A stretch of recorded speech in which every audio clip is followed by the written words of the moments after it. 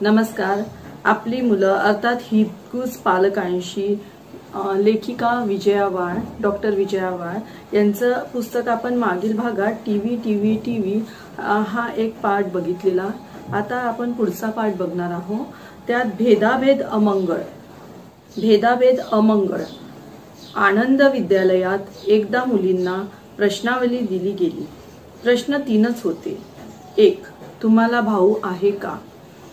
2. आई बाबा तुमच्यातनी भावात फरक करतात का? 3. एकंदर मुलगी आहे म्हणून अन्याय होतो. प्रश्नावलीखाली नाव लिहिण्याची गरज नव्हती. मुलींची उत्तरं वाचल्यावर काही ठळक मासलेवाईक उत्तरं मिळाली. त्यातली काही अशी होती. 1.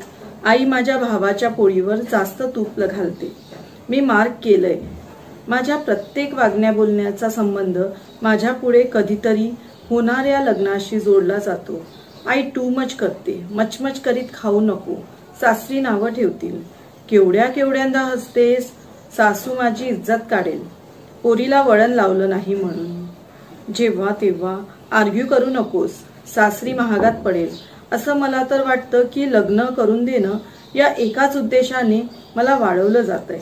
दादाच्या बाबतीत मात्र असं नाही. ही इज लकी, कारण तो मुलगा आहे. 3. आमच्या घरात दादाची दादागिरी सदैव चालते, कारण तो वंशाचा दिवा आहे ना. नि आम्ही कोण? गंगेत सोडलेल्या पंत्या. 4. वरवर आई फरक करीत नाही, पण तिला माझा भाऊ जास्त आवडतो. 5. मी मुलगी आहे म्हणून मला फक्त मैत्रिणीच असायला हव्यात. मित्र अजिबात चालणार नाही असा बाबांचा हुकूम आहे. माझ्या भावाला मात्र मैत्रिणी असल्या तरी बाबा काहीही म्हणत नाही. मी प्रतिकार करू शकत नाही. मला बाबांची भीती वाटते. 6. मला पाळी आल्यापासून आई मला गच्चीवर खेळू देत नाही. अब्रूचा धाक घालते. मला सांगा, अब्रू फक्त मुलींचीच जाते का? 7. रात्री क्लास 8:30ला सुटतो माझा, तर घ्यायला रोज दादाला पाठवतात. I hate it. 8. आमच्या घरात आई माझ्या बाजूने भक्कम उभी असते. ती मला तिचा लाडका पठाण म्हणते. मी अशी उफाळ्याची आहे ना, तर म्हणते मी तुला पोलिसात नाही तर फौजेत घालीन. मुलगी म्हणून ती मी आणि माझा भाऊ यांच्यात फरक करीत नाही. I am proud of her. 9. माझ्या घरात मी दत्तक मुलगी आहे. मला एक मोठा भाऊ असून त्यांनी मला दत्तक घेतली, कारण आई म्हणे मुलीची माया म्हणजे कल्पवृक्षाची छाया. वरील मनोगते वाचल्यावर असं लक्षात येईल की मुली जगण्याचा अंदाज घेत आईने तो नुसतं वरचा छाप राहत नाही, तर काळजावर कोरलेला शिक्का बनतो. तेव्हा मुलींना जपा. त्यांचे सुप्त ज्वालामुखी नको व्हायला. गार्गी आणि विनय एकदमच इयत्ता 9वी पास होऊन 10वीत गेले. गार्गीला 75% गुण मिळून वर्गात तिचा 5वा नंबर आला, तर विनयला 72% गुण मिळाले. पण उन्हाळी वर्गाला मात्र बाबांनी विनयालाच घातलं. गार्गीचा जीव अगदी तडफडला. डोळ्यात पाणी आलं. नाक लाल लाल झालं. का हो बाबा, का? सुट्टीचा क्लास मला का नाही? त्याला जरा कमी मार्क मिळालेत ना बेटा. इतके काही कमी नाहीयेत. 72% आहेत की. फक्त 3% कमी आहेत माझ्याहून. ते सुद्धा तो क्रिकेट खेळत राहिला म्हणून मिळाले कमी. मी खूप अभ्यास केला तर मला शिक्षा. तसं नाही ग बेटा. क्लासची फी आहे 5,000 रुपये. तू बघतेस ना, पगारातून पैसे शिल्लक पडत नाहीत फारसे. हेच भरताना विनय क्लासात अडकला म्हणजे मग कंपल्सरी अभ्यास करेल. तू शहाणी आहेस. जबाबदारीने आपण अभ्यास करशील. शिवाय विनयला ज्या नोट्स मिळतील ना, त्या तू घरी आल्यावर आपल्या वहीत उतरवून काढ, म्हणजे झालं. तुला अगदी रेडीमेड मिळेल सगळं. गार्गी यावर काही बोलली नाही. आपल्या डोळ्यातले अश्रू सुद्धा तिने बाबांना दिसू दिले नाही. आपल्या वहीत तिने तिचं असं खास डायरीचं पान लिहिलं. मी नि माझा भाऊ विनय एका वर्गात शिकतो. हा सुयोग नाही, कुयोग आहे. विनयच्या बाबतीत बाबांनी नेहमीच झुकतं माप दिलं आहे. तो अशक्त म्हणून त्याची जपणूक अधिक. विनयला तेवढे क्लासला घातलं त्याच्यासाठी बजेट होतं, माझ्यासाठी नाही. मी कशाला त्याने घरी आणलेल्या क्लासच्या नोट्स वाचू? अडलंय माझं खेटर. मला ठाऊक आहे, एकलव्य मीच व्हायचं, माझा अभ्यास मीच करायचा, कारण मी मुलगी आहे ना. मी तोंड दाबून मुक्यांचा मार सहन केला पाहिजे. आईला कुठे आवाज आहे घरात? मी खरंच सांगते, शिळं उरलं तर मी नी आई पटकन फोडणीची पोळी, फोडणीचा भात असं करून संपून टाकतो. बाबांना नको, त्यांची प्रकृती जपायला हवी. विना तर काय, पत्र्या नुसता. आधीच कमी खाणार, त्यात शिळं नको. नको रे बाप्पा. मोठी झाले मी की मीही आई होईन ना. माझ्या मुलीला असली दुय्यम वागणूक मी कधीच देणार नाही. हे असले भेदाभेद मला काट्यासारखे खुपतात. गार्गीचं हे खाजगी पान स्वच्छ आरशात उमटलेलं तिचं प्रतिबिंब आहे. ते वाचून अंतर्मुख व्हायला होतं. आपला मुलगा, आपली मुलगी ही एकच डहाळीवरली फुलं आहेत ना, मग फरक कशाला? सौ श्रद्धा आणि अनिकेत देशपांडे यांची 2 मुलं, कुसुम आणि पारिजात. पारिजात कुसुमपेक्षा 1.25 वर्षानेच मोठा, पण 9वीत असताना गणितात कमी गुण मिळाल्याने त्याचं वर्ष वाया गेलं. परिणामी कुसुम त्याच्याबरोबर आली. इयत्ता 9वी आणि 10वी ही 2 वर्ष कुसुम आणि पारिजात एकाच वर्गात होती. कुसुम तेज, तिने आपल्या बरोबरीने पारिजातचा अगदी कसून अभ्यास घेतला. अरे जरा आपल्या बहिणीकडे बघ, कसे सुरेख मार्क मिळवते ती, तिच्या पायाचं तीर्थ घे जरा, असं म्हणणाऱ्या आपल्या गणिताच्या शिक्षकेला तिने एक चिठ्ठी लिहिली. प्रिय मॅडम, माझा भाऊ गणितात कच्चा असला तरी वर्गात आणखीही काही मुलं मुली त्यांच्यासारखी आहेत.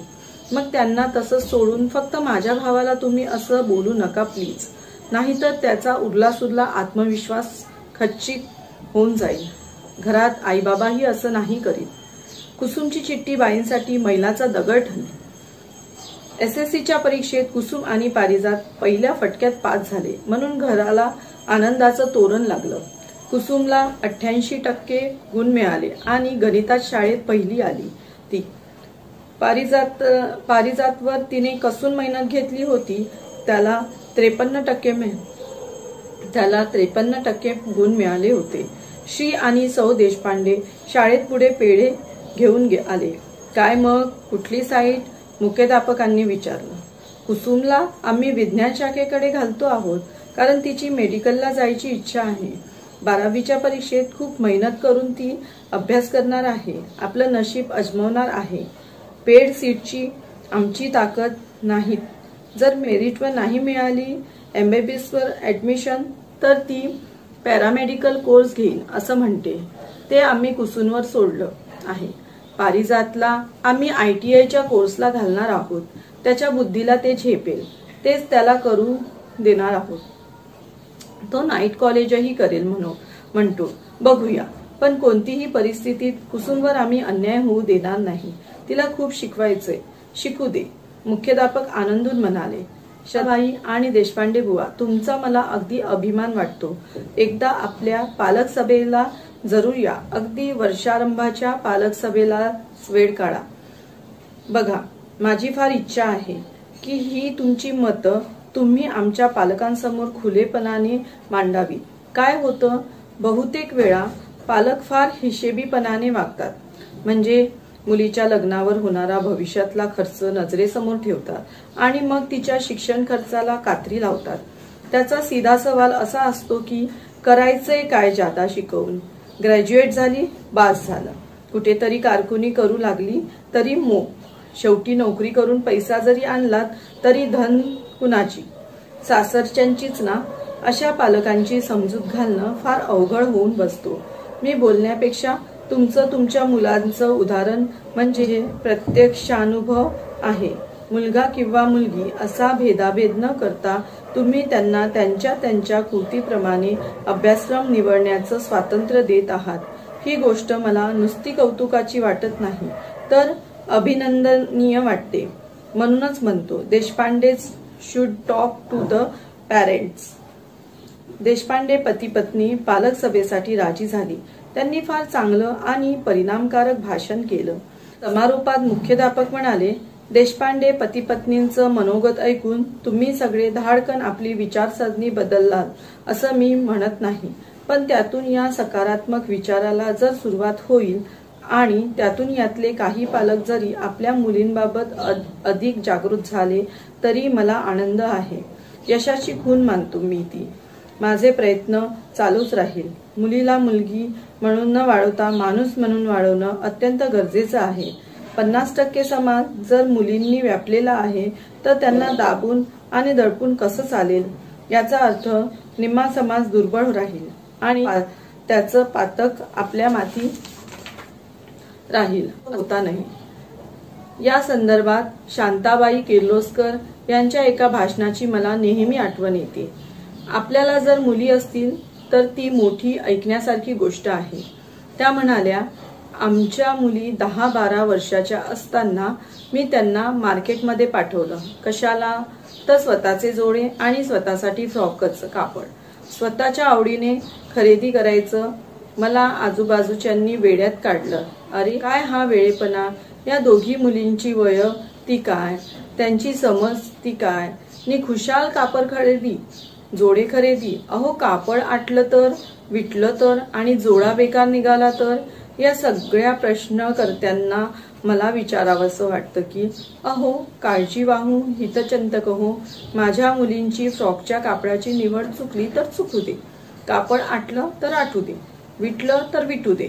पुढच्या खरेदीला त्या जागरूक राहतील. आणि पायातल्या जोड्याबद्दल म्हणता, पण आज पायातला जोडा नाही घेता आला तर उद्या स्वतःचा जोडीदार त्या कसा निवडणार? स्वयंनिर्णयाची ताकद मला वाटतं मुलींना आपणच द्यायला हवी. टाळ्यांच्या कडकडाट शांताबाई किर्लोस्करांच्या या विचारांचं प्रेक्षकांनी स्वागत केलं. मीही एक श्रोतांश होते. माझ्या घरात माझ्या मुली होत्या.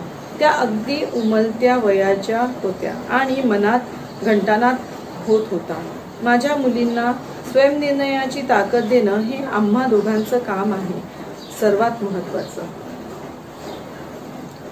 इयत्ता 10वीच्या वर्गातला मराठीचा तास हा पुस्तकापुरता कधीच उरत नाही. मुलांच्या मनात डोकावण्याची सुवर्ण संधी मराठीचे शिक्षक कधीही सोडत नाही.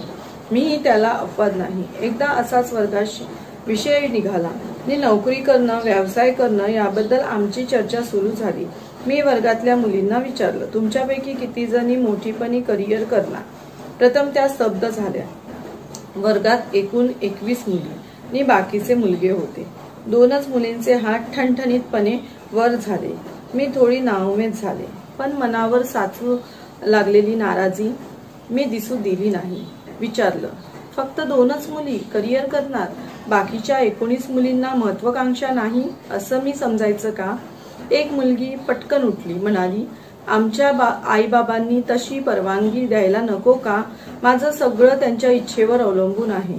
दुसरीही उठली, मोठी झाले की माझं लग्न होईल, मी करिअर करायची की नाही हे माझा नवरा ठरवेल. म्हणजे हे अगदी मनावर पक्क बिंबवलेलं की माझ्या आयुष्याची दोरी दुसऱ्यांच्या हातात आहे. माझ्या आयुष्यावर माझ्यापेक्षा दुसऱ्यांचाच अधिकार जास्त आहे. आपापता हे घडत नाही. मुलाला असा प्रश्न कधीच पडत नाही तर मुलीला तो का पडावा? 21व्या शतकाकडे वाटचाल करीत असताना मुलीला माणूस म्हणून घडवा, वाढवा हा विचार फक्त कागदावरच राहून कसं चालेल? आणि जाहिरातीपुरताच रेडिओ, टीव्हीवर प्रसारित होऊन काय उपयोग? तो मनात उतरायला नको का? मी मुलींना म्हटलं, आपण नोकरी करायची की नाही हे आधी आपल्या मनावर अवलंबून आहे. पण मी स्वानुभवावरून तुम्हाला सांगते की स्वावलंबी होणं हे प्रत्येक व्यक्तीसाठी फार फार गरजेचं आहे. मग तो मुलगा असो की मुलगी. स्वावलंबी व्यक्तीचा आत्मविश्वास वाढतो.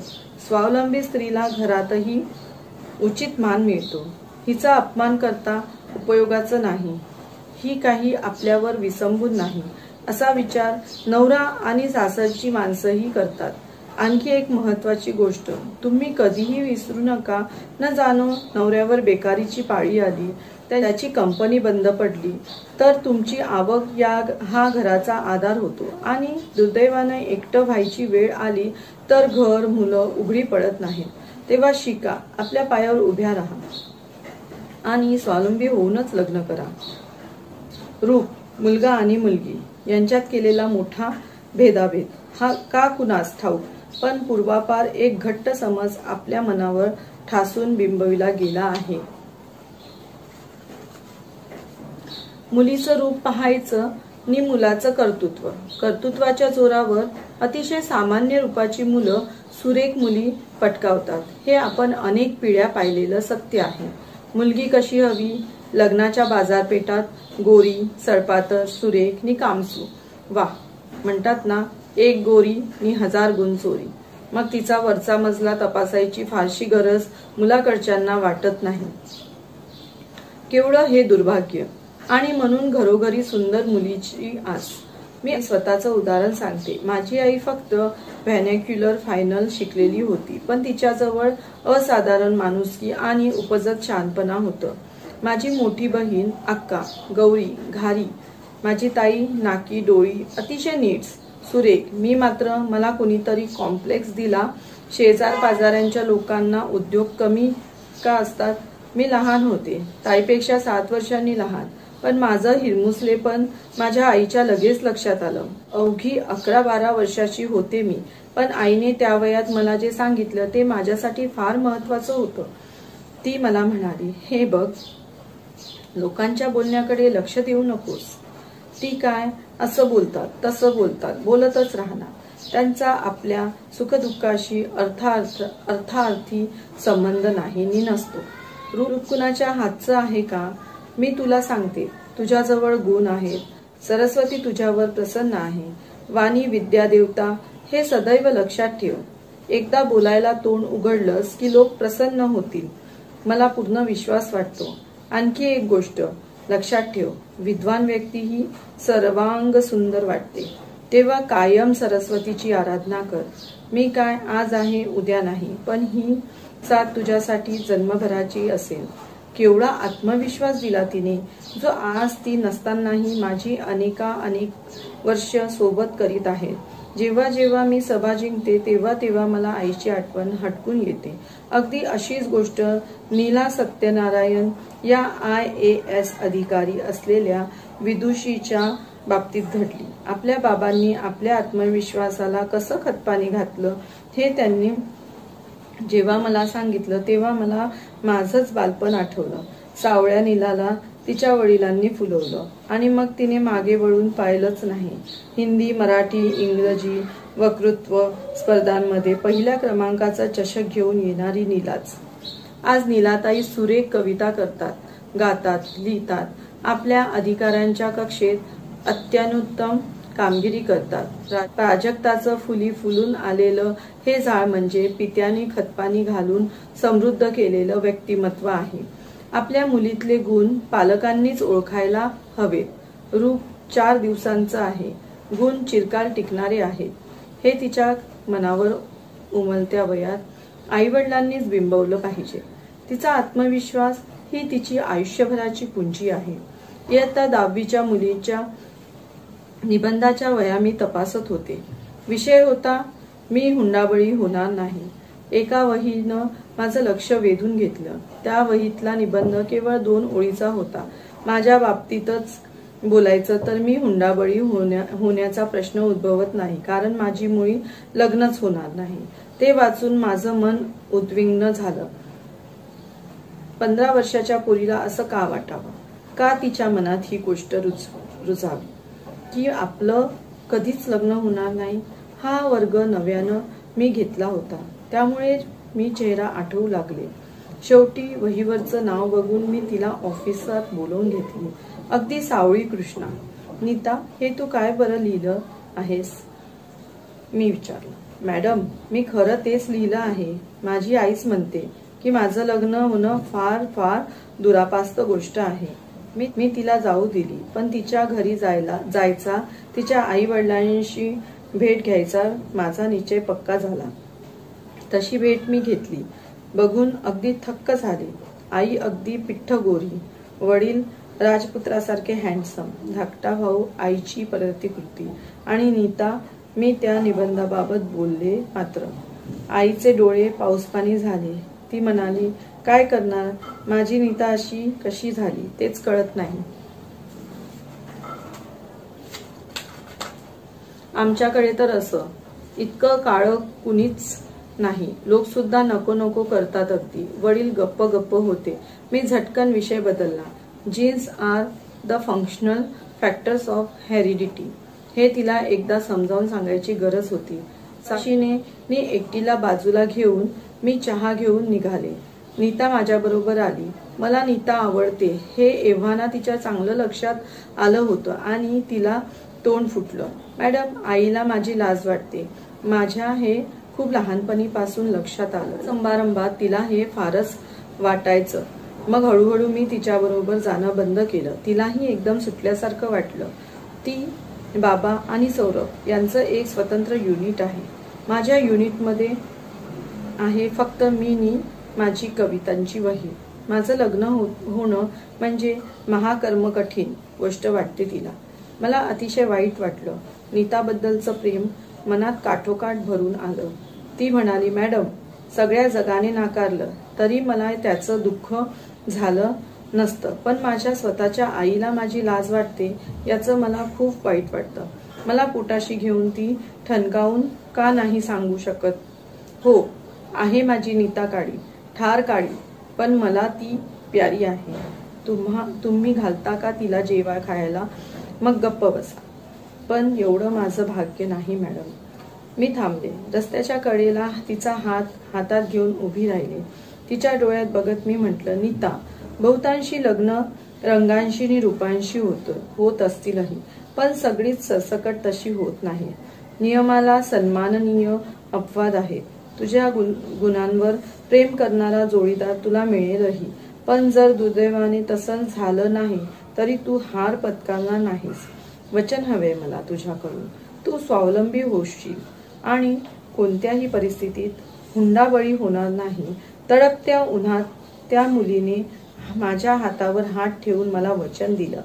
माझ्या मनात मात्र नीताने एक अखंड विचारधारा चालू केली, जिची आईच तिला माहेरचं कवच देऊ शकत नाही. अशा मुलीने कुणाकडे बघावं? जिचे बाबा फक्त बघ्याची भूमिका घेतात. अशा मुलीने आधार कुठे शोधावा? मुली रूप निरंग, मुलाचं तेवढं कर्तृत्व, ही शतकानुशतकांची व्याख्या आम्ही केव्हा बदलणार? कसा वाटला तुम्हाला आजचा भाग? मला नक्की कमेंट्सद्वारे कळवा. शेअर करा, सबस्क्राईब करा. धन्यवाद.